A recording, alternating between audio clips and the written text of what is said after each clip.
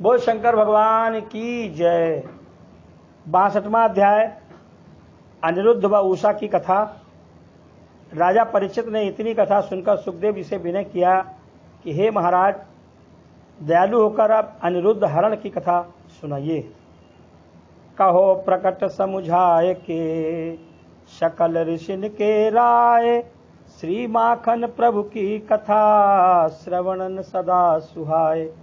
ये सुनकर सुखदेव जी बोले, हे परीक्षित, द्वारकानाथ की दया से उषा व अनिरुद्ध की कथा कहता हूँ, सुनो।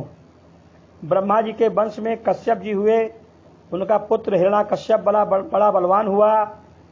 उसके यहाँ प्रहलाद भक्त ने जन्म लिया।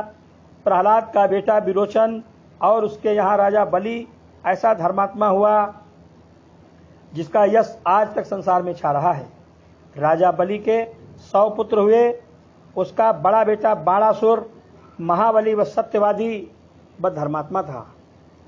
वो शोणितपुर में ब्रह्मचर्य से राज्य करके नित्य कैलाश पर्वत पर जाकर महादेव जी की पूजा व तप प्रेम पूर्वक करता था।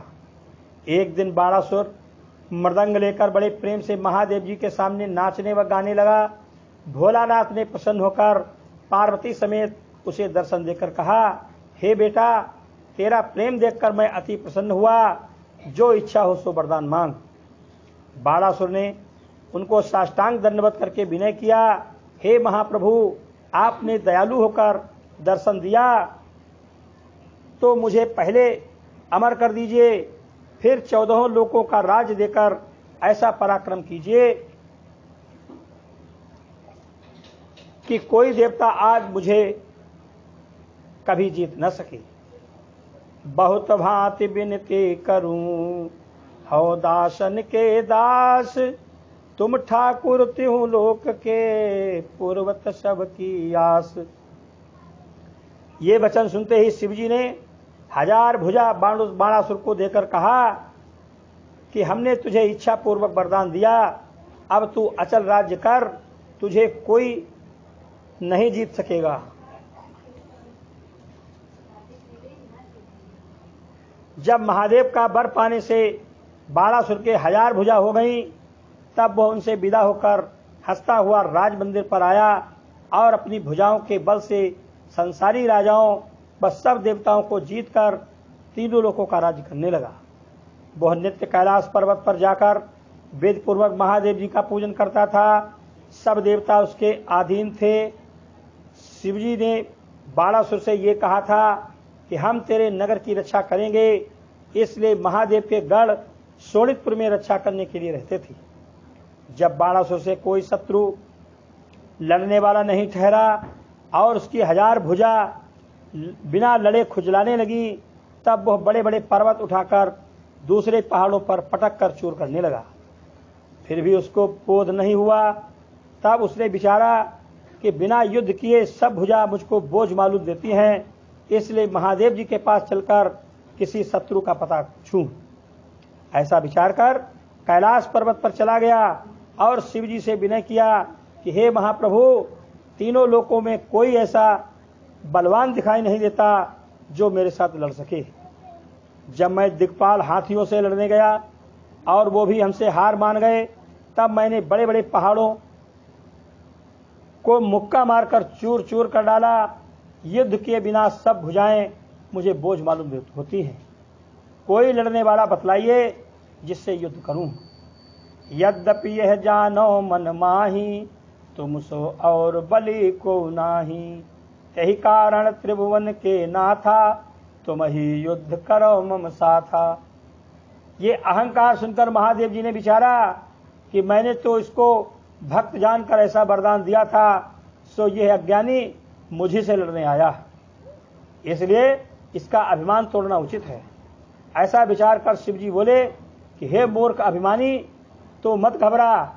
अभी तक तो तीनों लोकों में ऐसा कोई बलवान नहीं है जो तेरे साथ लड़ सके, पर थोड़े दिनों में श्री कृष्ण जी अवतार लेकर तुझसे लड़ेंगे। ये वचन सुनते ही बाणासुर ने प्रसन्न होकर महादेव जी से पूछा कि महाराज, मुझे उनके अवतार लेने का हाल किस तरह मालूम होगा। तब भोलानाथ ने एक ध्वजा बाणासुर को देकर कहा कि तू इस ध्वजा को ले जाकर अपने राज मंदिर पर खड़ी कर दे। जिस दिन ये ध्वजा आपसे टूटकर गिर पड़े उस दिन जानना कि मेरा शत्रु उत्पन्न हुआ। बाणासुर वो ध्वजा लेकर बड़े हर्ष से अपने मकान पर चला आया और उसे राज मंदिर पर खड़ा कर दिया। सदा उसे देखकर अपना शत्रु उत्पन्न होने की इच्छा रखता था। जब कई वर्ष बीतने पर बाणासुर के बाणावती बड़ी स्त्री से एक कन्या उषा नाम की अति सुंदरी उत्पन्न हुई। तब उसने प्रसन्न होकर ब्राह्मणों व याचकों को बहुत सा दान व दक्षिणा दिया। जब उषा 7 वर्ष की हुई तब बाणासुर ने उसको सहेलियों समेत कैलाश पर्वत पर महादेव व पार्वती के पास विद्या पढ़ने के लिए भेज दिया।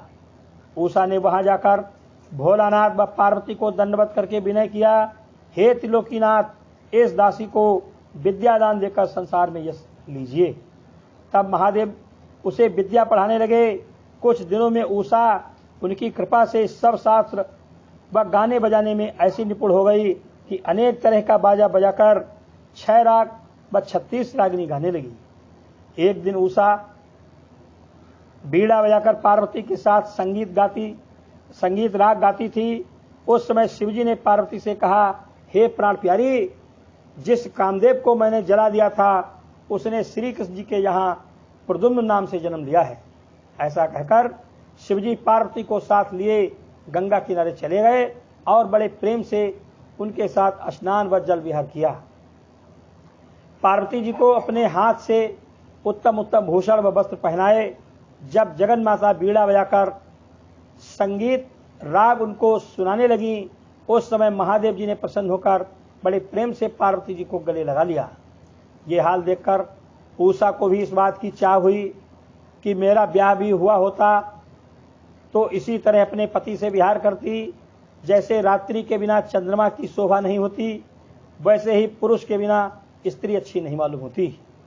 उसके मन का हाल पार्वती ने जानकर उसे अपने पास बुलाया और धैर्य देकर कहा, हे बेटी, तेरा स्वामी तुझे स्वप्न में आकर मिलेगा, तू उसे ढूंढवाकर भोग विलास करना। जब ऐसा कहकर पार्वती जी ने उसको विदा किया और उषा उन्हें दंडवत करके राज मंदिर पर आई, तब बाणासुर ने एक रत्न जटित स्थान में उसको सहेलियों समेत रखा। जिस तरह चंद्रमा का प्रकाश द्वितीया से पूर्णमासी तक बढ़ता है उसी तरह उषा 12 वर्ष तक बढ़कर ऐसी सुंदरी व तरुणी हो गई कि जिसके सामने पूर्णमासी का चंद्रमा धूमिल दिखाई देने लगा। एक दिन उषा ने 16 श्रृंगार किए सहेलियों को साथ लिए अपने माता पिता के पास जाकर दंडवत किया। बाणासुर ने उसे विवाह ने योग्य देखकर विचारा कि अब ये विवाह ने योग्य हुई। ये समझकर उसने बहुत दैत्यों व राक्षसों को उसके महल की रक्षा करने के लिए बैठा दिया जिसमें कोई पुरुष वहां ना जा सके। उषा अपने स्वामी के मिलने के लिए 8 पहर पार्वती जी का ध्यान करने लगी। एक दिन उषा ने रात्रि को सैया पर अकेली बैठी हुई ये विचारा कि देखें राजा मेरा विवाह कब करते हैं। जब वो इसी तरह विचारती हुई सो गई तो स्वप्न में क्या देखा कि एक पुरुष किशोर अवस्था, श्याम रंग, चंद्रमुख, कमल नयन, अति सुंदर, जड़ाऊ मुकुट सिर पर धरे, किरीट कुंडल व पीतांबर पहने, अंग अंग पर गहना, जड़ाऊ साजे, मोतियों की माला गले में डाले, रेशमी उपरना ओढ़े सामने आकर खड़ा है। उषा वह मूर्ति देखते ही लज्जित हो गई।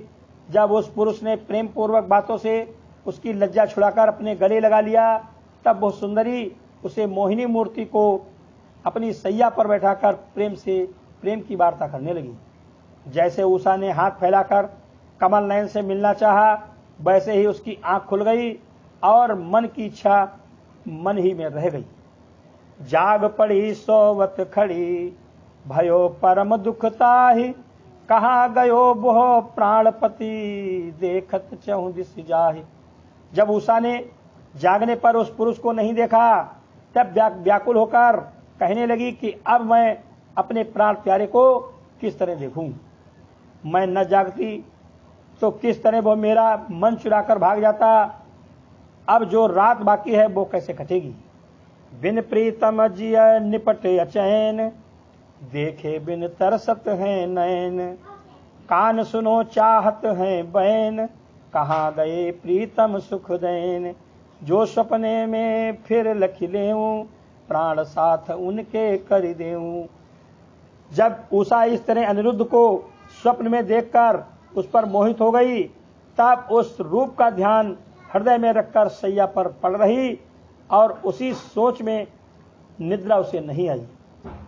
जब पहाड़ दिन चढ़े तक नहीं उठी, तब उसकी सहेलियां आपस में कहने लगी कि आज क्या कारण है जो राजकन्या सोकर नहीं उठी। जब वे सब घबराकर उषा का समाचार लेने गईं, तब उसे रोती हुई व्याकुल देखकर बहुत समझाया, पर वह विरह की मारी हुई नहीं उठी। जब सहेलियों से कुंभांड की बेटी चित्ररेखा ने उषा का हाल सुना, तब उसने राजकन्या के यहां जाकर क्या देखा कि उषा छपरखट में लेटी हुई रो रही है। उसकी यह दशा देखते ही चित्ररेखा ने घबराकर पूछा, हे प्यारी, आज तुमको क्या दुख हुआ जो इतना रोती हो? अपना भेद मुझे बतलाओ तो उसका उपाय करूं। मुझे तुम्हारी दया से ये सामर्थ्य है कि 14 लोकों में जाकर जो काम किसी से न हो वो कर लाऊं। ब्रह्मा के वरदान देने से शारदा देवी 8 पहर मेरे साथ रहती हैं। उनकी कृपा से ब्रह्मादिक देवताओं को वश में कर सकती हूं। मेरा गुण अब तक तुमको नहीं मालूम था, आज तुम्हारी ये दशा देखकर अपना हाल तुमसे कहा। अब तो कहे सब अपनी बात, कैसी कटी आज की रात।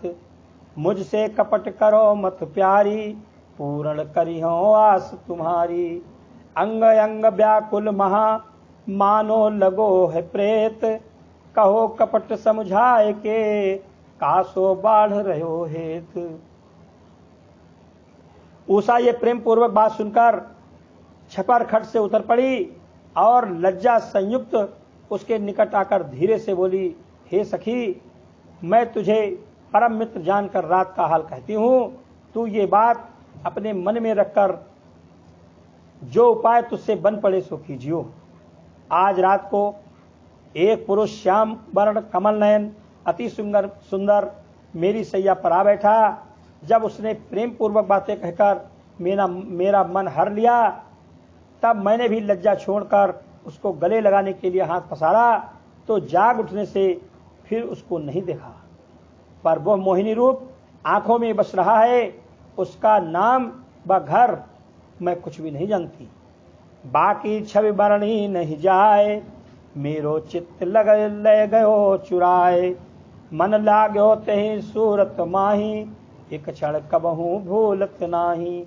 जब मैं कैलाश पर्वत पर विद्या पढ़ती थी, तब मुझे पार्वती जी ने कहा था कि तेरा स्वामी तुझको सपने में आकर मिलेगा, तो उसको ढूंढवा लेना। वही पति आज रात मुझे सपने में मिला था, पर मैं उसे कहां ढूंढवाऊं और अपना दुख किसे सुनाऊं। पड़े नींद नयन नहीं, धरे नहीं चित चैन। बहुस मूर्ति सुख धाम की, ढूंढती हो दिन रैन। जब उषा अपना ये हाल कहकर ठंडी श्वास लेने लगी, तब चित्ररेखा ने कहा कि हे प्यारी, अब तुम किसी बात की चिंता मत करो। मैं तुम्हारे चित्तचोर को जहां होगा वहां से लाकर मिला दूंगी। तो मुझे आज्ञा दो, तो तीनों लोकों में जितने सुंदर पुरुष हैं सबकी तस्वीर खींचकर तुम्हें दिखला दूं। तो उनमें से अपने चित्तचोर को पहचान कर मुझे बतला दो, फिर उसका ले आना मेरा काम है। ये बात सुनते ही उषा प्रसन्न होकर बोली, बहुत अच्छा, मैं अपने चित्तचोर को पहचान लूंगी। ये बात सुनते ही चित्ररेखा ने गणेश जी व शारदा देवी को मनाकर तस्वीर खींचना आरंभ किया। देवता किन्नर आदि के करोड़ों चित्र खींचकर उसे दिखलाया। तब उषा ने उनमें अपने चित्तचोर को नहीं पहचाना। तब उसने श्री कृष्ण जी व प्रद्युम्न की तस्वीर लिखकर उषा को दिखलाया। वे दोनों चित्र देखते ही उषा इस तरह लज्जित हो गई जिस तरह स्त्री अपने ससुर आज को देखकर लज्जित हो जाती है। वह चित्ररेखा से बोली कि मेरा चित्तचोर इन्हीं के वंश में होगा। ये वचन सुनते ही चित्ररेखा ने जैसे ही अनिरुद्ध की तस्वीर खींचकर राजदुलारी को दिखलाई, वैसे ही उषा अचेत हो गई। जब उसका चित्त ठिकाने हुआ तब चित्ररेखा से बोली कि सपने में यही पुरुष मेरा मन चुरा कर ले गया है। अब ऐसा उपाय करना चाहिए जिसमें यह मुझे मिले, नहीं तो मेरे प्राण इसके विरह में निकलना चाहते हैं। ये बात सुनकर चित्ररेखा बोली कि हे प्राण प्यारी, अब यह पुरुष मेरे हाथ से बचकर नहीं जा सकता। यह यदुवंशी कुल में श्री कृष्ण जी का पोता और प्रद्युम्न का बेटा अनिरुद्ध नाम द्वारिकापुरी में रहता है। सुदर्शन चक्र के रक्षा करने से कोई मनुष्य दैत्य राक्षस श्री कृष्ण जी की आज्ञा बिना वहां नहीं जा सकता।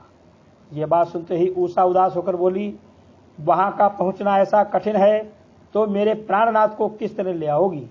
चित्ररेखा ने कहा कि तो चिंता न कर, मैं तेरे लिए एक बेर उपाय करती हूं।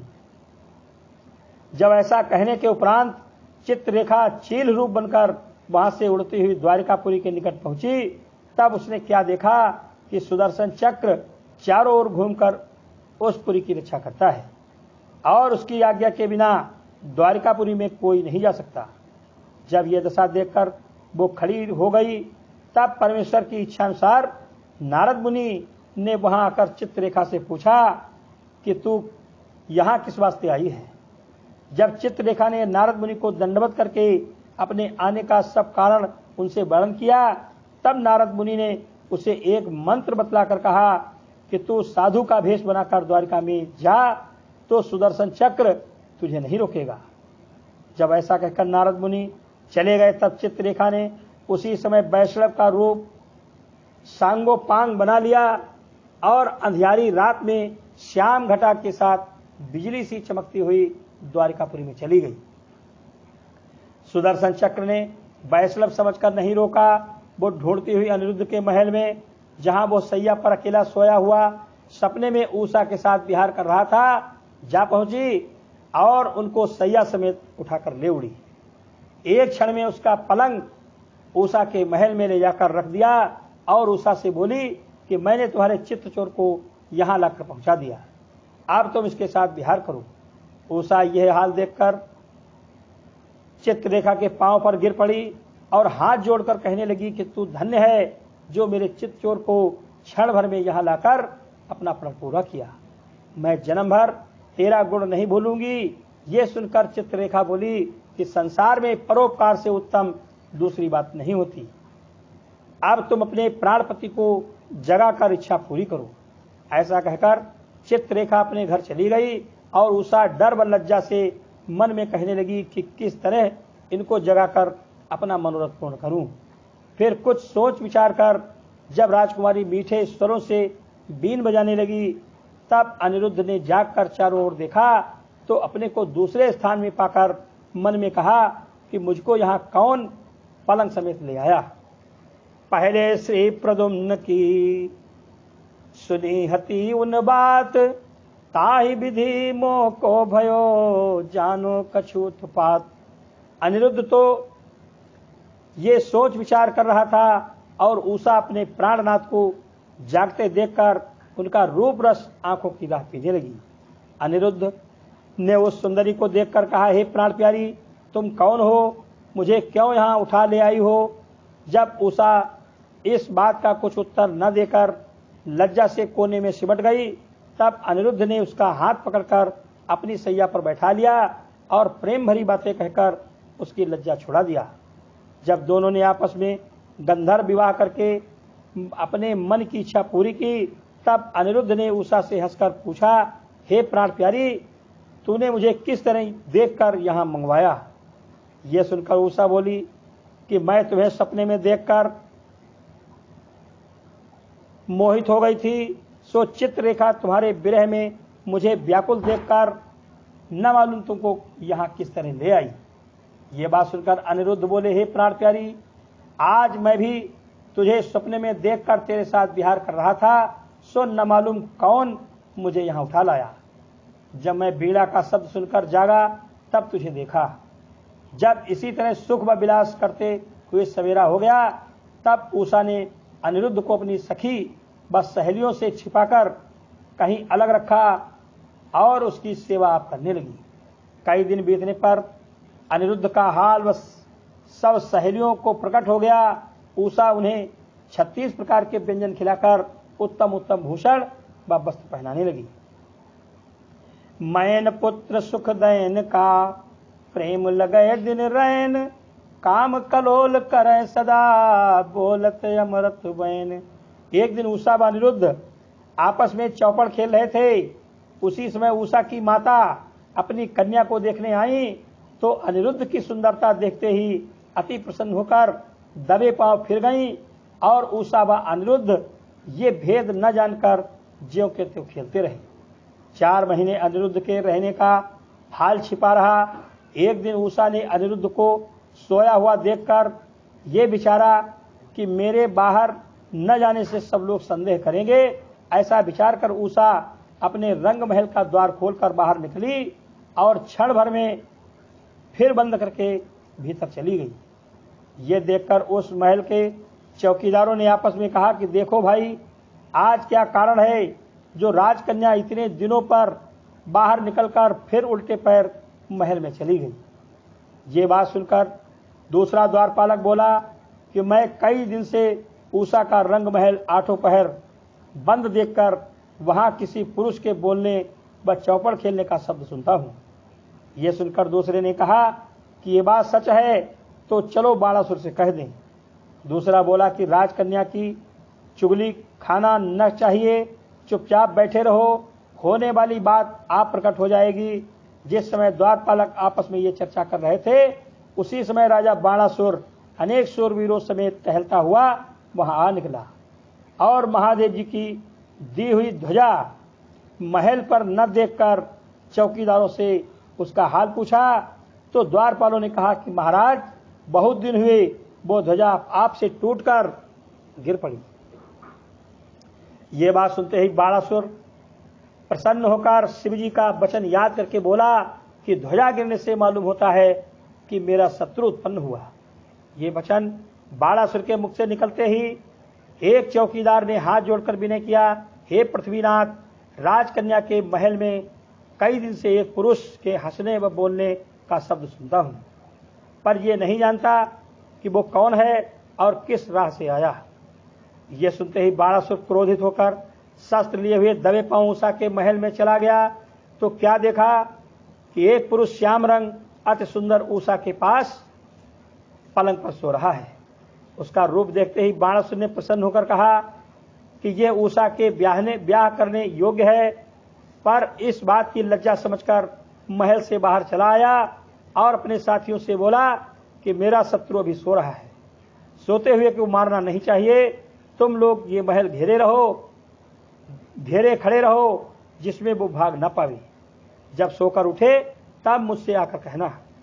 ये आज्ञा देकर बाणासुर अपनी सभा में चला आया और बहुत सी सेना उषा का मकान घेरने के लिए भेजकर उससे कहा कि तुम लोग चलो, मैं भी आता हूं। उसकी आज्ञा पाते ही हजारों योद्धाओं ने जाकर उषा का रंग महल घेर लिया।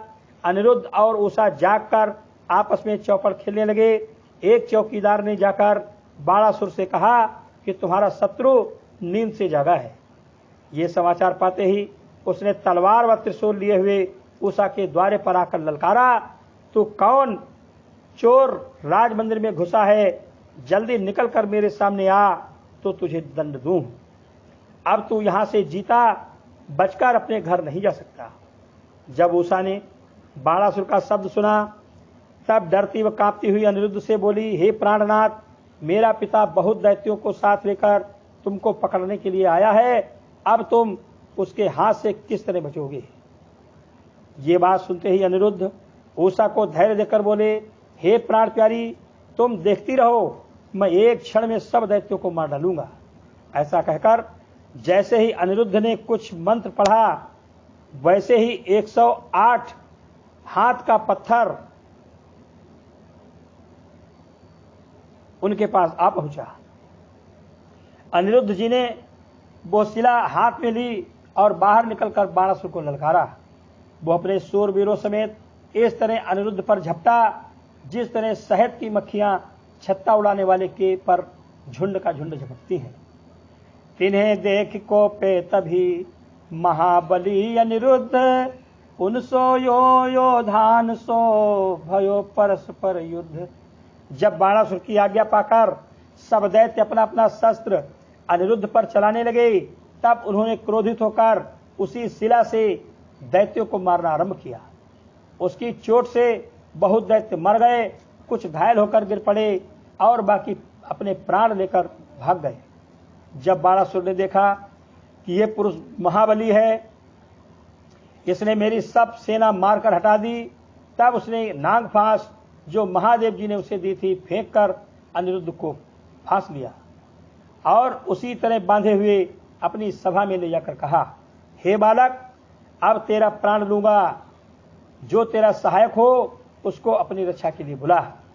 अनिरुद्ध ने यह सुनकर विचारा कि मैं अपने बल से नागफांस तोड़कर बाहर निकल जाऊं तो शिवजी का अपमान होगा, इसलिए मुझे दुख हो तो कुछ चिंता नहीं, पर महादेव जी का वचन झूठा नहीं करना चाहिए। जो परमेश्वर की इच्छा होगी सो होगा। इधर अनिरुद्ध पड़ा हुआ अनेक तरह के सोच विचार कर रहा था और उधर उषा उसका समाचार पाते ही व्याकुल होकर चित्ररेखा से बोली, हे सखी, ऐसे जीने पर धिक्कार है जो मेरा प्राण प्यारा दुख उठावे और मैं सुख से रहूं। मेरे प्राण निकल जावे तो अच्छा है। जब ऐसा कहकर उषा अति विलाप करने लगी, तब चित्ररेखा उसे धैर्य देकर बोली कि तू कुछ चिंता मत कर, तेरे पति का कोई कुछ नहीं कर सकता। अभी श्याम व बलराम जी यदुवंशियों को साथ लेकर सोनितपुर में आवेंगे और सब दैत्यों को मारकर तुझे अनिरुद्ध समेत द्वारिकापुरी को ले जाएंगे। वे जिस राजकन्या को सुंदरी सुनते हैं उसे बिना ले गए नहीं रहते। अनिरुद्ध उन्हीं श्री कृष्ण जी का पोता है जो कुंडिनपुर से शिशुपाल व जरासंध आदि बड़े बड़े प्रतापी राजाओं को जीतकर राजा भीष्मक की बेटी रुक्मिणी को हर ले गए थे। चित्ररेखा की ये बात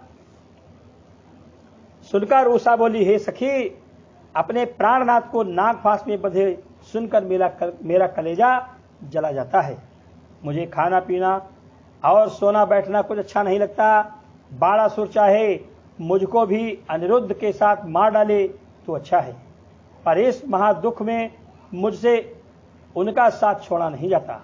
ऐसा कहकर उषा महल के बाहर चली गई और लज्जा छोड़कर राजसभा में अनिरुद्ध के पास जा बैठी। ये हाल सुनते ही बाणासुर ने अपने बेटे स्कंद को बुलाकर कहा कि तुम अपनी बहन को यहाँ से ले जाकर घर में बैठा रखो, उसको बाहर मत निकलने दो। ये वचन सुनते ही स्कंद ने उषा के पास जाकर क्रोध से कहा कि तूने लोकलाज छोड़कर अपने माता पिता का नाम डुबोया। मैं तुझे अभी मार डालता, पर क्या करूं, पाप होने को डरता हूं। उषा ने उत्तर दिया, हे भाई, तुम चाहो सो कहो और करो। मैंने तो पार्वती जी के वरदान से ये पति पाया है। अब इनको छोड़कर दूसरे से विवाह करूं तो संसार में अपने को कलंक लगाऊं। विधाता ने जो वर मेरे भाग्य में लिख दिया था वो मुझे मिला। इनके साथ चाहे मेरा भला हो या बुरा, इनके सिवा मैं दूसरे को नहीं चाहती। जब स्कंद ने उषा की ये बात सुनी, तब बरजोरी उसका हाथ पकड़कर महल में ले गया और उस पर चौकी पहरा रखकर फिर उसे अनिरुद्ध के पास जाने नहीं दिया। अनिरुद्ध को वहां से दूसरे मकान में ले जाकर हथकड़ी व बेड़ी डालकर कैद रखा। इधर तो अनिरुद्ध जी उषा के विरह में व्याकुल रहने लगे, उधर उषा ने भी उनके विरह सागर में डूबकर खाना पीना छोड़ दिया। जब कई दिन उपरांत अनिरुद्ध ने चित्ररेखा का कहना याद करके नारद मुनि का ध्यान किया, तब नारद मुनि ने उसी समय पहुंचकर अनिरुद्ध से कहा, हे बेटा, तुम किसी बात की चिंता मत करो। श्री कृष्ण जी, आनंद कंद व बलराम जी यदुवंशियों समेत यहाँ आकर तुझे छुड़ा ले जाएंगे। अनिरुद्ध को ऐसा धैर्य देने के उपरांत नारद मुनि ने बाणासुर से जाकर कहा, हे राजन, जिसको तुम बांध कर अपने यहाँ कैद रखे हो वो अनिरुद्ध नामक प्रद्युम्न का बेटा और श्री कृष्ण जी का पोता है। तुम यदुवंशियों का प्रताप अच्छी तरह जानते हो, जैसा उचित हो वैसा करो। मैं तुम्हारे कल्याण के लिए ये कहने आया हूँ। बाणासुर ये वचन सुनकर अभिमान से बोला, हे मुनिनाथ, मैं सबको जानता हूँ, तुम्हारे आशीर्वाद से उन्हें देख लूंगा। नारद मुनि उसका कुछ उत्तर न देकर वहां से चले गए बोल शंकर भगवान की जय। 63वां अध्याय, श्याम सुंदर और बाणासुर का युद्ध। सुखदेव जी बोले, हे परीक्षित, जब अनिरुद्ध को 4 महीने से अधिक हो गए और उनका पता नहीं मिला, तब एक दिन प्रद्युम्न आदि यदुवंशी श्याम बलराम के पास बैठकर बड़ी उदासी से अनिरुद्ध की चर्चा करने लगे। मुरली मनोहर ने सब वृत्तांत जानने पर भी उनका कुछ हाल अपने बेटे व पतोहू से नहीं बतलाया, परंतु उनकी इच्छा से उसी समय नारद मुनि वहां आ पहुंचे। उनको देखते ही सब छोटे बड़ों ने दंडवत करके सम्मान पूर्वक बैठाया। तब नारद जी ने प्रद्युम्न आदि को उदास देखकर पूछा कि आज तुम लोग मलिन क्यों दिखलाई देते हो। ये बात सुनते ही श्री कृष्ण जी ने हाथ जोड़कर विनय किया, हे मुनिनाथ, आप चारों ओर घूमते हैं, कुछ हाल अनिरुद्ध का मालूम हो तो बतलाइए, जिसमें हम लोगों का सोच छूट जाए। उसको पलंग समेत कोई उठा ले गया, उसका कुछ पता नहीं लगता। ये वचन सुनकर नारद मुनि बोले कि तुम लोग चिंता मत करो, अनिरुद्ध जी सोनितपुर में जीते हैं। उन्होंने वहां जाकर बाणासुर की बेटी से भोग किया था। इसी वास्ते राजा ने नाग फांस से उनको बांधकर अपने यहाँ कैद रखा है। बिना युद्ध किए अनिरुद्ध को नहीं छोड़ेगा। उसका ठिकाना हम तुमसे बतला दिया। आगे जैसा उचित हो वैसा जान करो। जब नारद मुनि ये कहकर ब्रह्मलोक को चले गए, तब श्याम बलराम ने राजा उग्रसेन के पास जाकर सब हाल वर्णन किया। राजा बोले कि तुम हमारी सब सेना अपने साथ लेकर अभी सोनितपुर को जाओ और जिस तरह बन पड़े उस तरह अनिरुद्ध को मेरे पास अभी ले आओ। ये आज्ञा पाते ही श्याम सुंदर प्रद्युम्न समेत गरुड़ पर बैठकर सोनितपुर को चले और बलराम जी ने 12 छोड़ी सेना साथ लेकर सोनितपुर पर चढ़ाई करी। उस समय ऐसी शोभा उनकी मालूम देती थी जिसका हाल तुमसे कहां तक वर्णन करूं। बलदाऊ जी राह में बाणासुर के सब किला व नगर तोड़ते व लूटते हुए सोनितपुर में पहुंचे और श्याम सुंदर व प्रद्युम्न भी उनसे आ मिली। बाणासुर के सेवक ने दैत्य संहारण को सेना देखते ही अपने स्वामी के पास जाकर विनय किया कि महाराज, श्याम बलराम तुम्हारा नगर लूटते व उजाड़ते हुए बड़ी भारी सेना साथ लेकर चढ़ाए हैं और सोनितपुर को उन्होंने चारों ओर से घेर लिया है। अब तुम्हारी क्या आज्ञा होती है। ये वचन सुनते ही बाणासुर ने अपने सेनापतियों को आज्ञा दी कि तुम लोग अपने सूरवीरों को साथ लेकर श्री कृष्ण जी के सम्मुख जाकर खड़े हो, मैं भी पीछे से आता हूं। ये वचन सुनते ही बाणासुर का मंत्री 12 छोड़ी सेना लेकर नगर से बाहर निकला और बाणासुर भी शिवजी की पूजा व ध्यान करके अपनी सेना में आ मिला। बाणासुर के ध्यान करते ही महादेव जी को मालूम हुआ इस समय मेरे भक्त पर कुछ दुख पड़ा है, इसलिए वहां चलकर उसकी सहायता करनी चाहिए। ऐसा विचार कर भोलानाथ ने पार्वती को कैलाश पर्वत पर अकेली छोड़ दी और आप जटा बांधने व विभूत लगाने के उपरांत भांग व धतूरा खाकर श्वेत नागों का जनेऊ व मुंड वाला पहन लिया व बाघंबर ओढ़कर त्रिशूल व धनुष बाण व खप्पर हाथ में ले लिया और नंदी बैल पर बैठकर भूत प्रेत व पिशाचकों को साथ लिए हुए सोनितपुर को चले।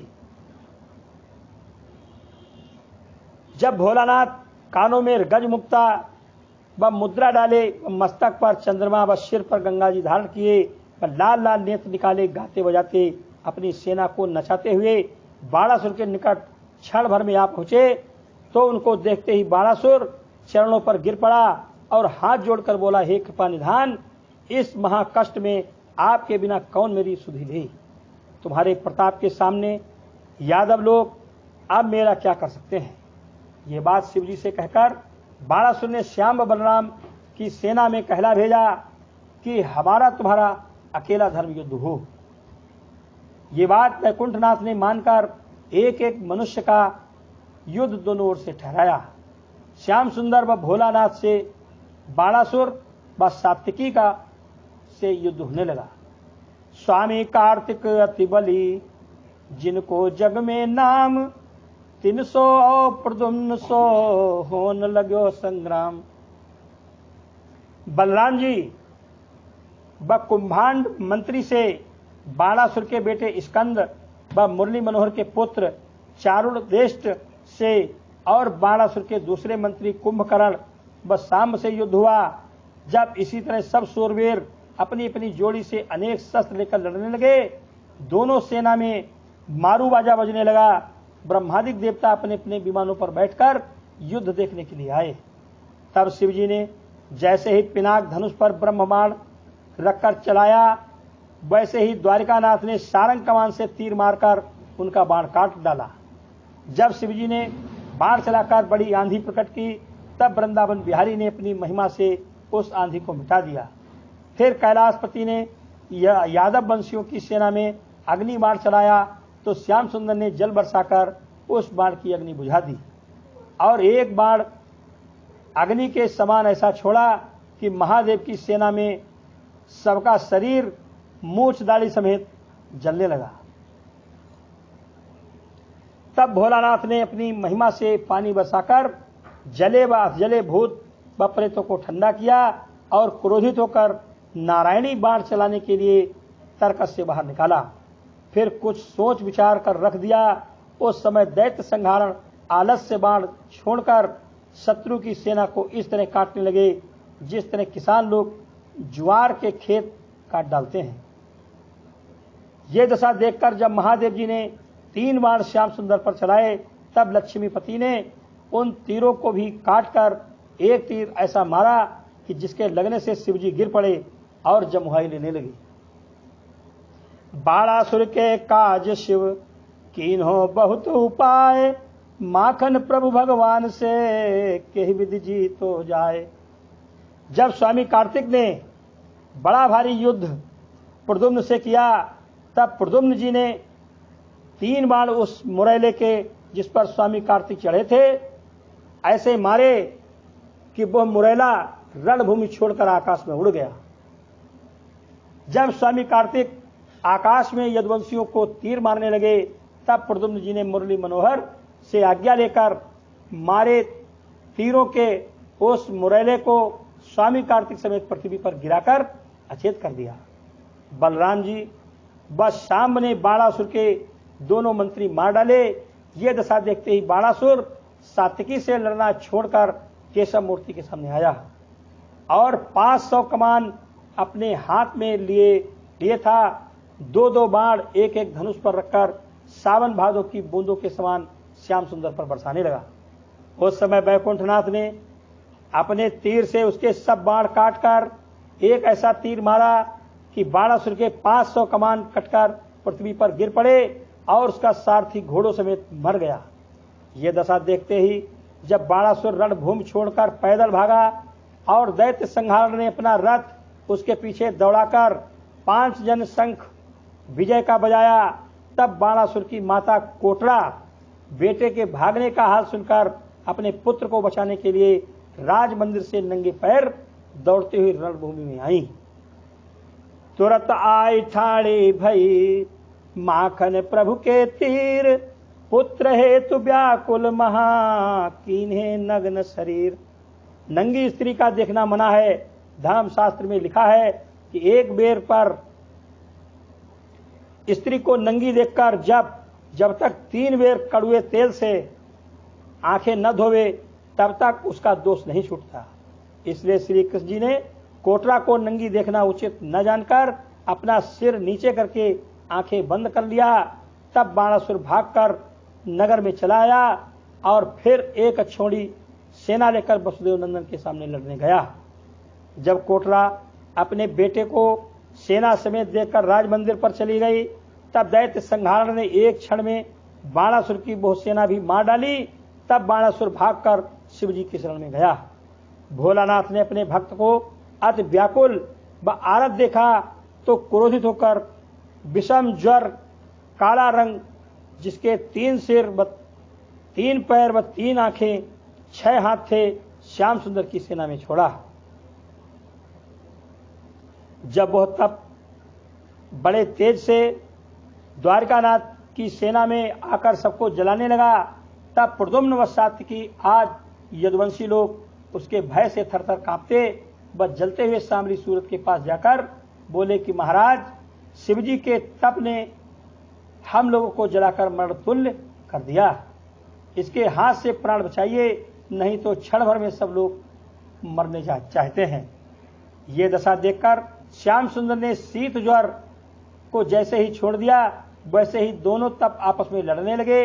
जब शीत ज्वर को अग्नि तप उठा नहीं सका, तब अपने प्राण के भय से भागा हुआ महादेव के पास जाकर बोला, हे दीनानाथ, मुझे अपनी शरण में रखिए, नहीं तो शीत ज्वर मेरा प्राण लिया चाहता है।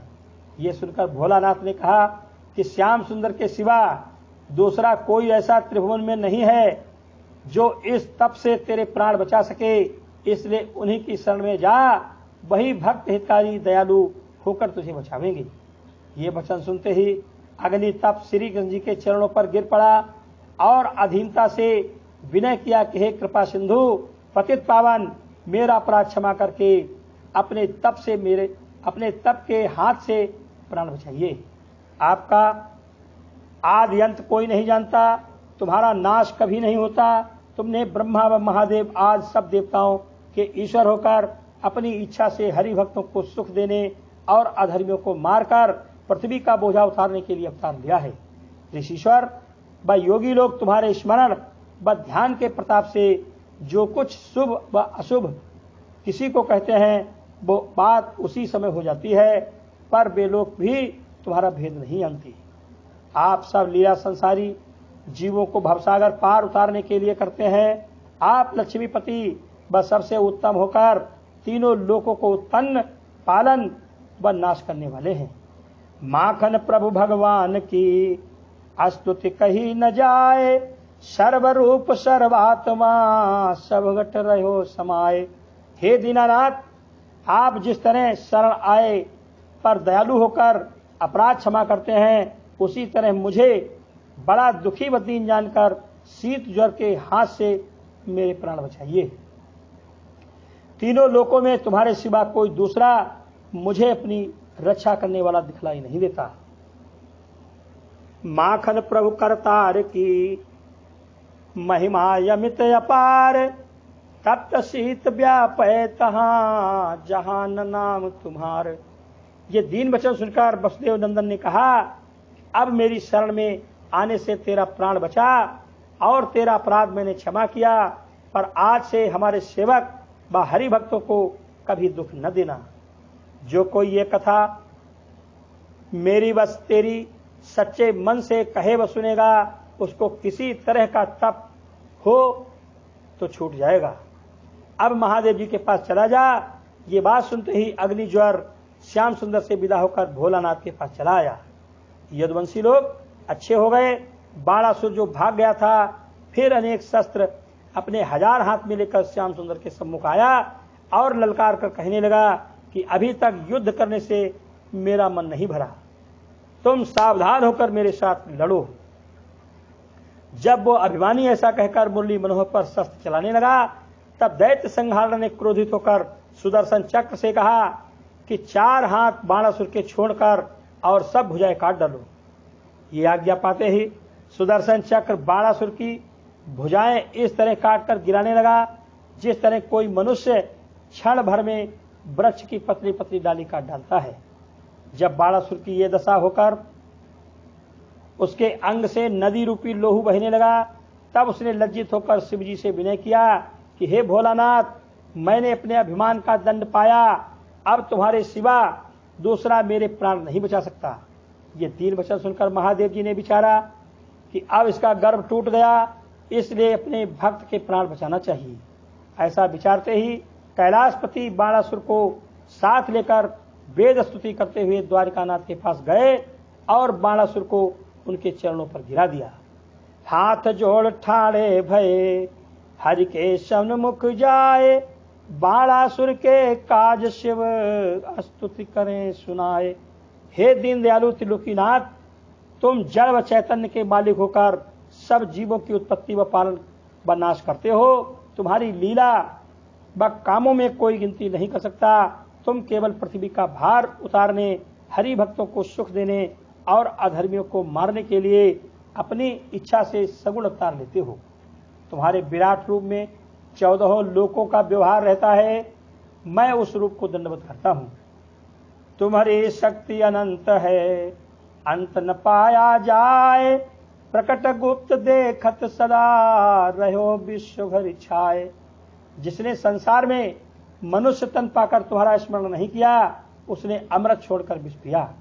जिस तरह सूर्य बदली में छिपे रहते हैं, उसी तरह तुम अपने को संसार में छिपाकर मनुष्य के समान लीला करते हो। जो मनुष्य तुम्हारा ध्यान छोड़कर संसारी जाल में फंसता है, उसे बड़ा मूर्ख समझना चाहिए।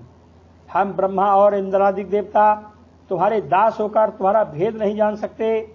संसारी मनुष्य को क्या सामर्थ्य है जो तुम्हें पहचान सके। जिस पर तुम दयालु होकर अपने ध्यान व पूजा की राह दिखलाते हो, वो तुम्हारी महिमा कुछ जानकर सत्संग करने से भवसागर पार उतर सकता है। जैसे बोलत जल विषे शीश निकाले कोय, श्वास लेत ही एक क्षण महाचैन सुख होए। हे महाप्रभु, जिस तरह डूबता हुआ मनुष्य श्वास लेने से सुख पाता है, उससे अधिक आनंद हरि भजन में समझना चाहिए। परंतु हरि भजन में चित्त लगाना बहुत कठिन है। संसारी जीव झूठे माया मोह में ऐसे फंस रहे हैं कि उनका मन तुम्हारी ओर एक क्षण नहीं लगता। उनमें जो कोई संसारी सुख चाहने के लिए तुम्हारा भजन पर ध्यान करता है, उसे हम ब्रह्मा वरदान देते हैं।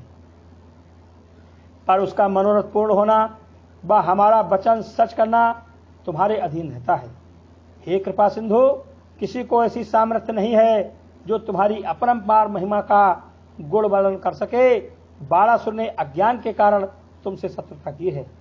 अब मुझे आपके पास सिफारिश करने के लिए ले आया है, सो मुझ पर दयालु होकर इसका अपराध क्षमा कीजिए और इसको अपने भक्त प्रहलाद के कुल में जानकर अभयदान दीजिए। आज्ञा दीजिए चक्र को माखन प्रभु ब्रजनाथ, और भुजा सब काट के राखे चारों हाथ। जब महादेव जी ने इस तरह विनय पूर्वक श्याम सुंदर की स्तुति की, तब वसुदेव नंदन ने हंसकर बोले, हे भोलानाथ, मेरे तुम्हारे में भेद समझने वाला मनुष्य अवश्य नरक भोगेगा। तुम्हारा ध्यान करने वाला अंत समय मुझे पावेगा। तुम्हारे कहने से हमने बाणासुर को चतुर्भुजी रूप बनाया। जिसको तुमने वरदान दिया उसका निर्वाह मैंने किया और सदा करूंगा। आयुष दीन ही चक्र को ऐसी विधि हरिनाथ, बाणासुर के भुज काट के राखो चारों हाथ। हे कैलाशपति, मैंने बाणासुर के परदादा प्रहलाद भक्त से ये प्रतिज्ञा की थी कि तेरे वंश को अभयदान किया, इसलिए तुम न कहते तो भी इसका प्राण न लेता। पर बाणासुर अति अभिमान करके किसी को अपने तुल्य नहीं समझता था, इसलिए मैंने उसकी सब भुजाएं काटकर उसे चतुर्भुजी बना दिया और उसके सब अपराध क्षमा करके तुम्हारा पार्षद उसे किया। ये वचन सुनते ही शिवजी प्रसन्न होकर कैलाश पर्वत पर चले गए। तब बाणासुर ने हाथ जोड़कर विनय की, हे वैकुंठनाथ, जिस तरह आपने कृपा करके अपना दर्शन दिया, उसी तरह अपने चरणों से मेरा घर पवित्र कीजिए और अनिरुद्ध को उषा से विवाह कर अपने साथ ले जाइए। ये बात सुनकर जब वृंदावन बिहारी भक्त हितकारी प्रद्युम्न समेत बाणासुर के घर चले, तब वह बड़े हर्ष से पीताम्बर राह में बिछाता हुआ द्वारिकानाथ को राज मंदिर पर ले जाकर जड़ाऊ सिंहासन पर बैठाया। उनके चरण धोकर चरणामृत लिया और हाथ जोड़कर विनय किया, हे दीनानाथ, जिन चरणों का दर्शन ब्रह्मा व महादेव आदि देवता व शनकादिक ऋषिश्वरों को जल्दी ध्यान में नहीं मिलता, उन चरणों के धोने से आज मैं अपने परिवार समेत कृतार्थ हुआ। हे महाप्रभु, इन्हीं चरणों को धोकर ब्रह्मा ने वह जल अपने कमंडल में रखा, महादेव जी ने वही जल अपने सिर पर चढ़ाया और भगीरथ ने बड़ी तपस्या से अपने पुरखों को तारने के लिए मृतलोक में लाकर संसारी जीवों का उद्धार किया। संसार में वही जल गंगा जी के नाम से प्रसिद्ध हुआ। उनका दर्शन, स्नान व जलपान करने से अनेक जन्म के पाप छूटकर संसारी मनुष्य मुक्ति पाते हैं। यह स्तुति करके बाणासुर ने उषा को राजमंदिर से बुला भेजा। और अनिरुद्ध की बेड़ी व हथकड़ी काटकर उसे स्नान कराया। अच्छे अच्छे भूषण व वस्त्र पहनाकर विधि पूर्वक अनिरुद्ध का विवाह किया और बहुत सा सोना चांदी कपड़ा बर्तन गहना गौ रथ हाथी घोड़ा जिसकी कुछ गिनती नहीं हो सकती दहेज में देकर द्वारिकानाथ को उषा व अनिरुद्ध समेत विदा किया। तब श्याम सुंदर ने बाणासुर को धैर्य देकर अपनी ओर से राजगद्दी पर बैठा दिया और दूल्हा दुल्हन को साथ लेकर आनंद से द्वारिका को चले। उनका समाचार पाते ही यदुवंशी लोग आगे आकर मंगलाचार करते हुए राज मंदिर पर निभा लाए। रुक्मिणी जी अपने कुलानुसार रीत व रस्म करके अनिरुद्ध को दुल्हन समेत महल में ले गई। सब द्वारिका वासियों ने घर घर मंगलाचार मनाया। इतनी कथा सुनाकर सुखदेव जी बोले, हे राजन, जो कोई नित्य प्रातः समय इस अध्याय का ध्यान व स्मरण किया करे वो युद्ध में अपने शत्रु से कभी नहीं हारेगा। यह लीला अद्भुत महा कहे सुने जो कोय लहे सदा सुख संपदा ज्वर की बिथा न होए। बोल शंकर भगवान की जय।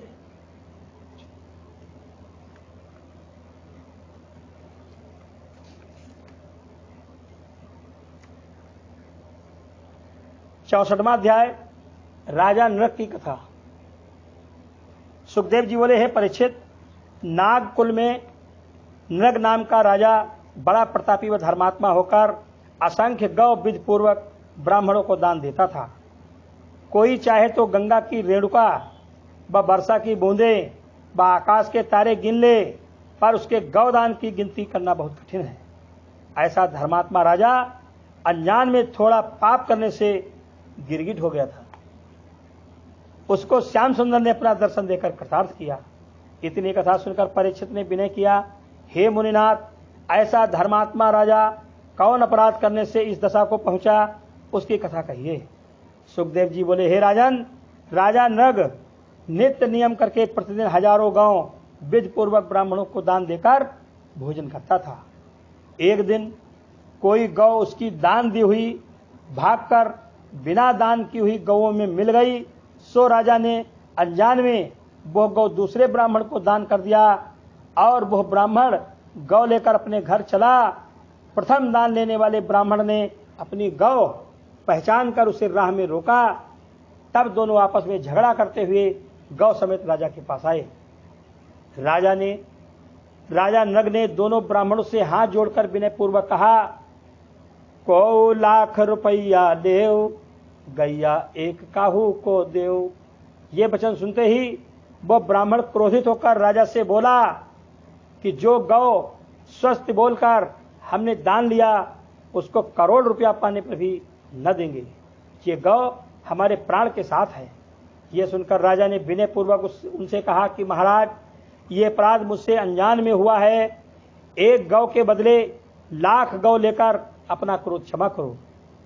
जब लाख गौ व लाख रुपए देने पर भी दोनों ब्राह्मणों ने नहीं माना और वह गौ छोड़कर अपने घर चले गए, तब राजा ने बहुत उदास होकर कहा कि अनजान में मुझसे ये पाप हो गया, सो कैसे छूटेगा। ऐसा विचार कर राजा ने उस अधर्म के छुड़ाने के लिए बहुत सा दान ब्राह्मणों को दिया, पर उसका संदेह न छूटा। कुछ दिन बीते, जब राजा मर गया और यमदूत उसे धर्मराज के पास ले गए, तब धर्मराज ने उसको आदर पूर्वक अपने पास सिंहासन पर बैठाकर कहा, हे राजन, तुम्हारा पुण्य बहुत होकर थोड़ा सा पाप भी है, सो तुम प्रथम अपने पुण्य का फल भोगोगे या पाप का दुख। यह सुनकर राजा बोला कि महाराज, पहले अपने अपराध का दंड भोगकर पीछे से पुण्य का फल भोगूंगा।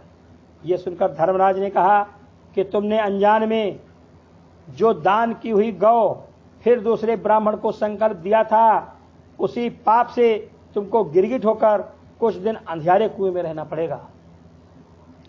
जब द्वापर के अंत में श्री कृष्ण जी अवतार लेकर तुमको अपना दर्शन देंगे, तब तुम्हारी मुक्ति होगी। यह वचन धर्मराज के मुख से निकलते ही राजा गिरगिट होकर गिर पड़ा और समुद्र के निकट अंधियारे कुएं में रहने लगा। जिन दिनों में श्री कृष्ण जी बाणासुर को जीतकर द्वारिका में पहुंचे। उन्हीं दिनों में प्रद्युम्न व सांब आदि यदुवंशी उसी कुएं की ओर अहेर खेलने गए।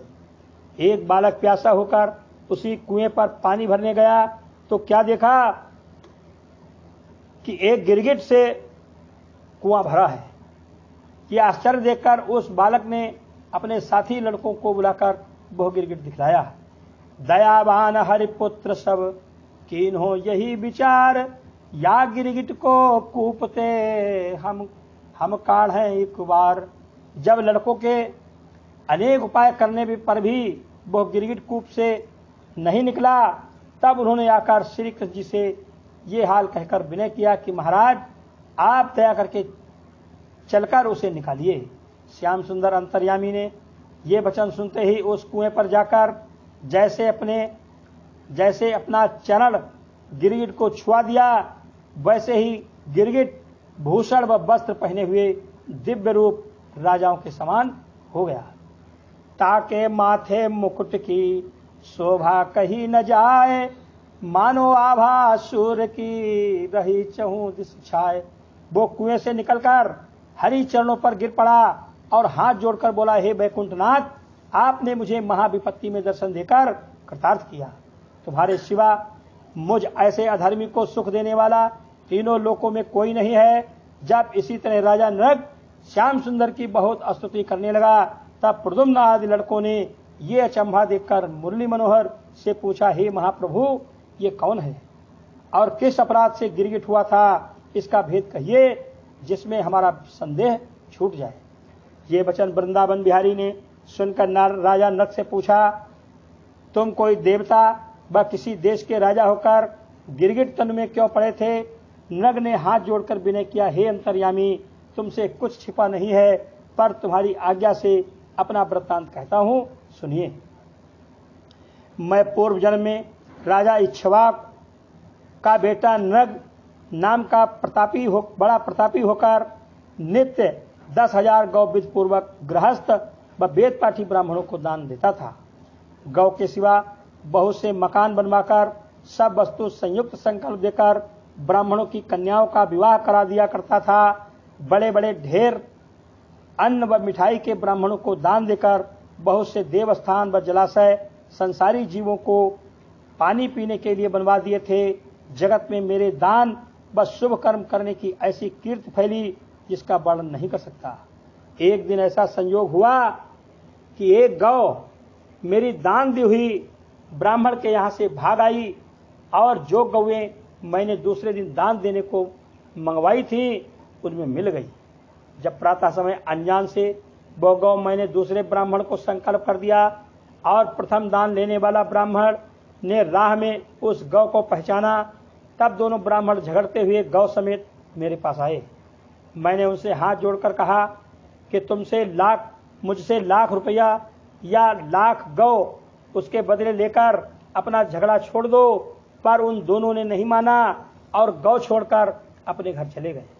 जाते समय मुझे श्राप दिया कि तू गिरगिट के समान सिर हिलाता है, इसलिए गिरगिट हो जा। जब कुछ दिन बीते मैं मर गया, तब उसी श्राप से धर्मराज ने मुझे गिरगिट तन देकर इस कुएं में डाल दिया और विनय करने पर यह कहा कि श्री कृष्ण जी के दर्शन पाने से तेरी मुक्ति होगी। उसी दिन से तुम्हारे दर्शनों की अभिलाषा रखता था, सो आज आपने कमल रूपी चरणों का दर्शन देकर मेरा उद्धार किया। जिस तरह आपने मुझ ऐसे अधर्मी को अपना दर्शन देकर कृतार्थ किया, उसी तरह दयालु होकर ऐसा वरदान दीजिए कि तुम्हारे चरणों की भक्ति मुझे बनी रहे।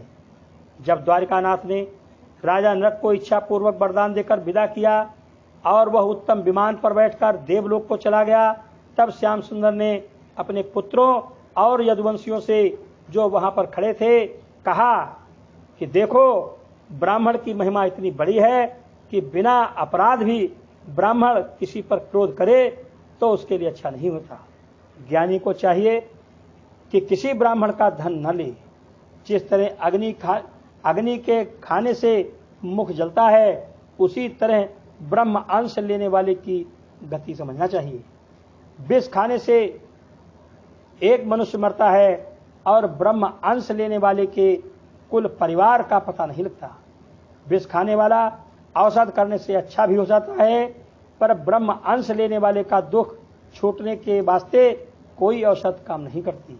जो मनुष्य अनजान में भी ब्राह्मण का धन या पृथ्वी लेता है, उसके 3 पुरखा नरक में पड़ते हैं। और जो कोई ब्राह्मण की वस्तु बरजोरी छीन लेता है, उसके 10 पुरुष माता व पिता को नरक भोगना पड़ता है। जो लोग दिया हुआ दान ब्राह्मण से फेर लेते हैं, उनको 60,000 वर्ष नरक की कीला होकर फिर नीच जाति में जन्म मिलता है। कई बार गर्भपात होकर जब उत्पन्न होते हैं, तब कंगाल व रोगी रहकर उनका जन्म बीतता है। राजा नरक की दशा देखकर यह बात सत्य समझना चाहिए। दान देत द्विजराज को विघ्न करे जो कोय, सो होवे अधिपात की नरकवास ते होए। कदाचित ब्राह्मण तलवार खींचकर मारने आए तो अपना सिर उसके चरणों पर रख देना उचित है। अधीनता के सिवा उन्हें कठोर वचन कहना नहीं चाहिए। मेरे ऊपर क्रोध करे या दुर्वचन कहे तो मैं कुछ बुरा न मानकर और उसकी सेवा करता हूं। तुम लोगों ने सुना होगा कि भृगु ऋषिश्वर ने बिना अपराध सोते समय मेरी छाती में लात मारी थी। तब मैं उनका पैर यह समझकर दाबने लगा कि मेरी छाती की चोट उनके न लगी हो। यह समझकर ब्राह्मण का सम्मान करना उचित है। ब्राह्मण के प्रसन्न होने से लोक व परलोक दोनों बनता है। ब्राह्मण से झूठ बोलना और ब्याज लेना न चाहिए। जो लोग ब्राह्मण को मेरे समान न जानकर कुछ भेद समझते हैं, उन्हें अवश्य नरक भोगना पड़ता है। ब्राह्मणों को मारने वाले मेरे चरणों की भक्ति पाकर परम पद को पहुंचते हैं। इसलिए तुम लोग मेरे कहने का प्रमाण किया करो। ऐसे विधि समझाई के माखन प्रभु यदुराय, यदुवंशिन को साथ ले मंदिर पहुंचे आए। जब श्याम सुंदर ने राजा उग्रसेन से ये सब हाल कहा, तब उन्होंने ब्राह्मणों को बहुत उत्तम जानकर दंडवत किया। इतनी कथा सुनकर परीक्षित ने पूछा, हे मुनिनाथ, राजा नृग ऐसे धर्मात्मा ने अनजान में थोड़ा पाप करने से क्यों इतना दंड पाया? सुखदेव जी बोले, राजा नृग को अपने दान धर्म करने का अभिमान रहता था, इसलिए उसकी यह गति हुई थी। दान व धर्म में गर्व नहीं करना चाहिए। बोल शंकर भगवान की जय।